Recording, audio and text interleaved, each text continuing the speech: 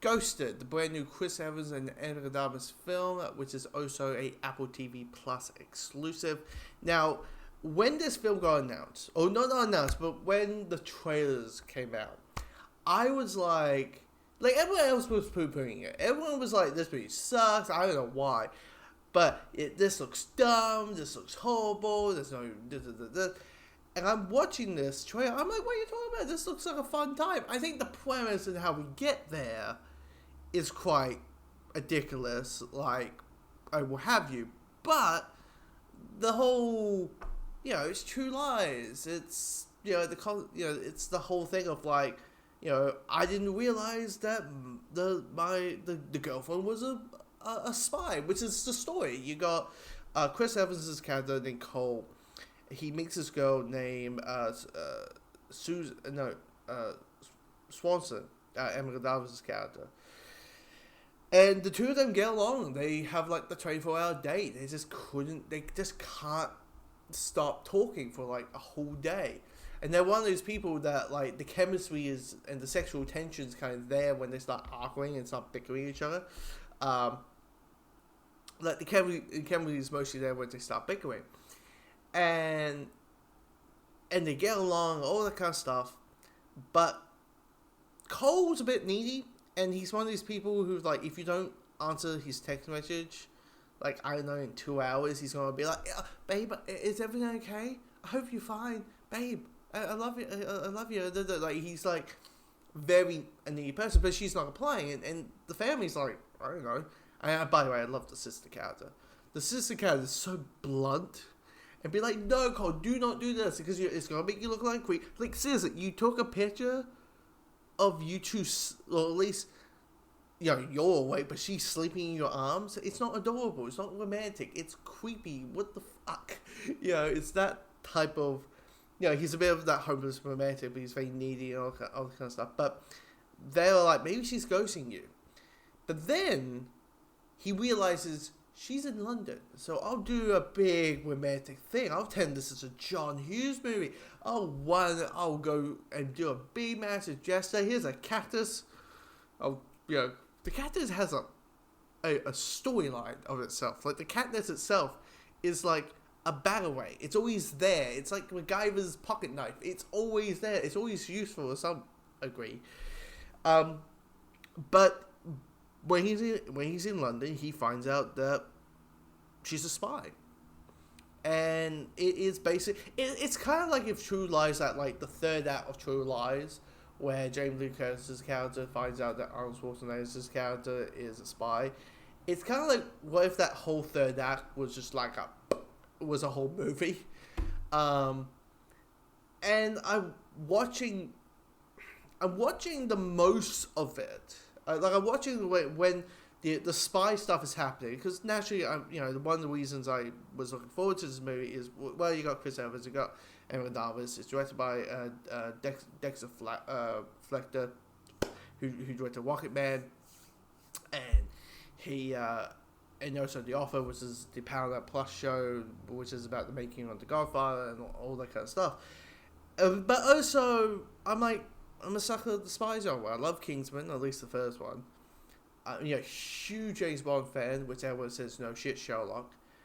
I like a good spy movie. I like a good, I always say a good fantasized spy movie. Like Bond versus Taylor Soldier, Kingsman versus Taylor Soldier Spy. I will go the whole, I want my gadgets, I want the big bam boom explosions. And so I'm like, this is going to be good. It's going to be a neat, a nice comedy. They're going to bicker each other, of course, they will. I mean, the first act is very sappy in a way. Mostly the first 15 minutes where the two of them are falling in love and they're having a date. And I get you're trying to do the whole falling in love in 24 hours, right? But it's naturally there's a scene where they're in bed together, they're making out, playing that, they have sex or just had it. But when I'm watching it, I'm like, I feel like it's an ad. It feels like it's getting filmed like I do, a perfume ad. You will smell so wonderful. Try our new perfume of Vaughan Vigay, or some French name or whatever. And that's what it feels like. You know, it's just... And I'm like, okay, this is just getting way too sappy. And they're doing the slow-mo, like, kissing. And I'm like, okay, I get it. You're trying to do the whole thing they love now. But I'm just like, this is not working. I'm like, this is not... This is like, okay, maybe when we get to the actual spy stuff. And how he finds out, fuck it. The way he finds out she's in London is he forgets things where things are. So he puts trackers onto certain things. And he has a inhaler. He has asthma. And she has his inhaler in her bag. So he tracks the inhaler so she knows. I'm like, this is Stalker 101. But anyway, and I'm like, this movie is trying to create a situation that makes no sense. I'm like, how much is a inhaler? I checked. $11. I'm like, dude, get a new inhaler. It doesn't, but again, you need a reason to have him over there so there's no movie. Oh, and by the way, who's gonna play the leader? Who's the leader? In the new World or the new Captain America film? Was it Tim Blake Nelson? He has a small role in this. He plays like the torturer character. The guy who's like, I'm going to torture you with bugs. And I couldn't stop, like it felt so, like the editing, not the scene itself, but the editing drove me insane. The editing drove me insane with that scene. Because I'm like, I get it. The idea he's going to the left. So you want to edit to the left. But it felt like the 2 second, like, it's two people having a conversation, so I need to cut the, have cuts and cuts so the audience is engaged with the different cuts. And I'm like, dude, I'm like, guys. All you need is like 3 cameras. Or 3 shots. You focus on Chris Evans. You focus on Tim Blake Nelson. And then and if he's picking stuff up, that's when you go and do the other shots. It's that fucking simple. And you don't need to do 40 fucking edits. Like 200 edits for like a 3-minute scene. I'm watching it, I was like, God, it boggles the mind of it. And, the action scenes kind of do fall into the quick cut territory. It does feel like, the editor really wanted, and Dexter Lester really wanted, like, the old classic, every punch, every kick has a cut. It has its own cut. It just becomes too, like, quick cutty too. I'm like, okay. Like, what's happening, but at the same time, I'm like, you know what? John Wick 4 kind of spoils things. Like, the moment you're like, guys, just keep it as a wide. Just keep it as a wide. I'm getting told that wides are boring and useless. I'm like, no, it's not. It's not boring. The wide isn't boring. It's it's in the bloody frame that's boring. And an action sequence is not boring because stuff is happening, things are spinning around, people are doing kicks and all that. At least do like the wide that turns into a mid-wide shot. I mean, god damn it. You would think after John Wick, people would have learned how to shoot them, bloody action scenes. Anyway. But when it comes to the bickering, there's some humor out through that worked. There's some good lines. The thing about these type of films is you need, when they're about to, like, because naturally Cole was a little bit not a big fan of the idea of her being a spy because he feels he's lied on, and the idea of, you're a spy, so you must have been bullshitting the whole time. And she's like, no, I haven't. I basically just said everything. Maybe not like, basically half-truths. Like, everything is true, except I might have forgot to tell you, like, the spy aspect of things. Like, oh yeah, I traveled for the world, I'm kind of gone for a couple of months, Oh yeah, by the way, I'm It's just I forget. I didn't say what I do for a living.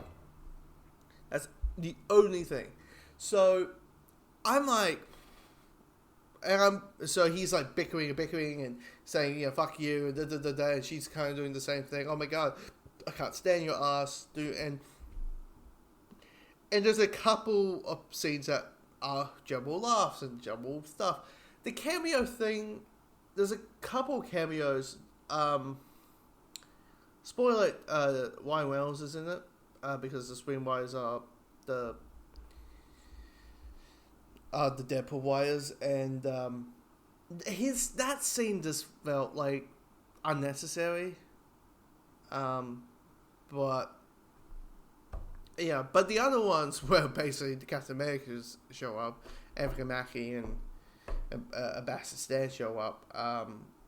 That part was kind of neat. I thought, okay, that's kind of fun. Where it's like assassins that have a bounty on their head, and the assassins are killing the other assassins so they can get they're the ones that get the bounty. I'm like, okay, that's kind of cool. The action when it's CG, but here's the thing: the action sequences are really well done, really creative, really well done action sequences. Very Uncharted-y, you may say. It feels a very Uncharted type film.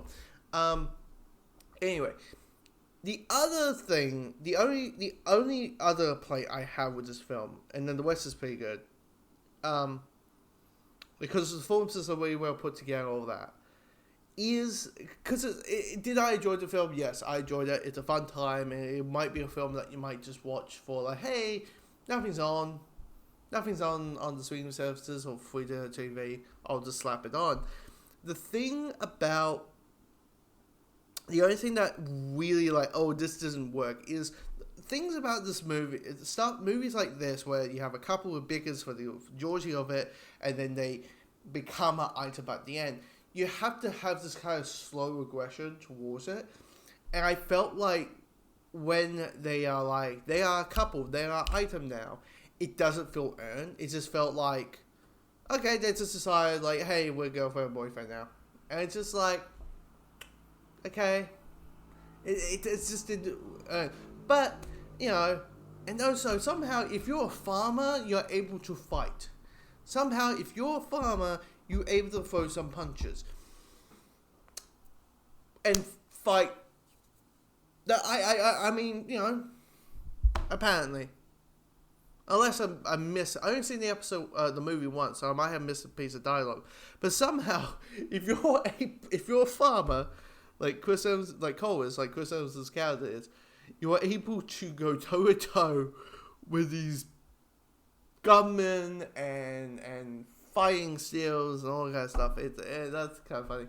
But yeah, do I recommend it? Yeah, but don't expect. You know what? It is literally actual apple and chill. Just sit down. If you have a partner, snuggle up with them. Get the popcorn ready. Get your bowls of fizzy or whatever, and just watch it. And you'll probably just have a neat fun time watching it.